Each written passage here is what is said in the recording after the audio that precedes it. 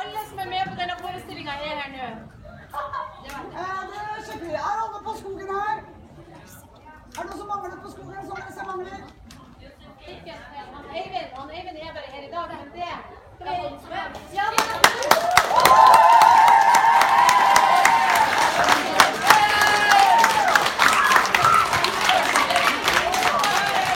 Og velkommen til Kunst underveis.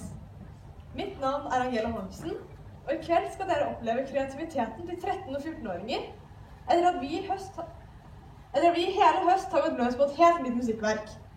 Dette stykket er komponert av Eivind Brune.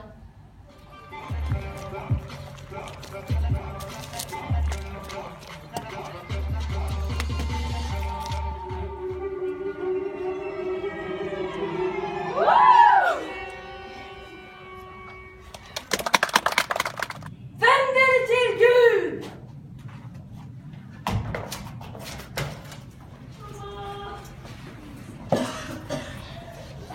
Det kommer skjer for deg.